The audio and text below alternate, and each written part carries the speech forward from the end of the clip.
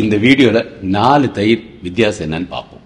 இது வீட்டு தயிர், இது கடையில் இருக்க 10 ரூபா தயிர், இது லாக்டோஸ் ஃப்ரீ கர்டு, இது கிரீக் யோகட்.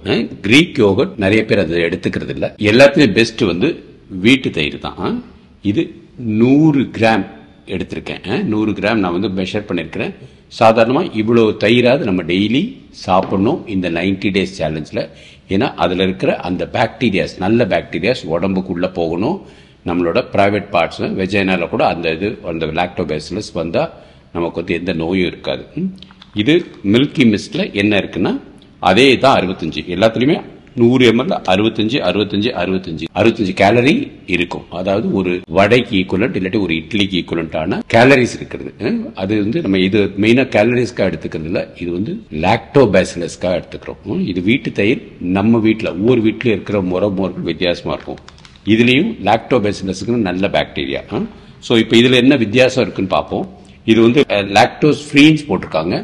லாக்டோஸ் ஃப்ரீனா அவங்க மெயினா பாலில் இருக்கிற கொழுப்பு எடுத்துட்டு அதில் நம்ம வந்து போட்டு இது பண்ணிருக்காங்க.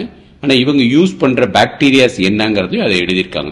லாக்டோபேசிலஸ், அப்புறம் பைஃபிடோ பாக்டீரியம். இதுல வந்து கொழுப்பு இல்லாத தயிர்னு போட்டிருக்காங்க. பட் நம்மளோட கொழுப்பு எவ்வளவு இருக்குன்னு போட்டா டோட்டல் வந்து 100 கிராம்ல வந்து 5 கிராம் கொழுப்பு இருக்கு. ஸோ எவ்வளவு எடுத்தாலும் தயிர்ல கொஞ்சம் கொழுப்பு இருக்க தான் செய்யும்.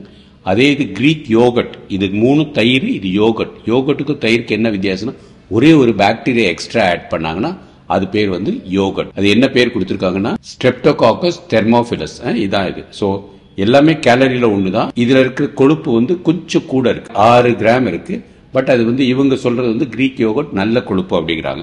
சோ வெளிநாட்டில் இருக்கவங்க மோஸ்ட்லி இந்த கிரீக் யோகட் தான் யூஸ் பண்ணுவாங்க. நம்ம ஊர்ல இருக்கவங்க சாதாரண தயிர் தான் யூஸ் பண்ணுவோம்.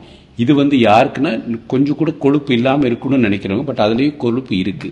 சோ இதுவும் எல்லாமே ஆல்மோஸ்ட் ஒன்று தான். பட் இது லாக்டோஸ் ஃப்ரீ. லாக்டோஸ் ஃப்ரீனா நமக்கு வந்து கொஞ்சம் வயிற்றுக்கு வந்து சில தயிர் சாப்பிட்டா வயிறு உப்பிக்கும். இதுல உபசம் இருக்காதுன்னு நம்ம சொல்லியிருக்காங்க. பட் ஒவ்வொருத்தரோட உடம்பு வேற.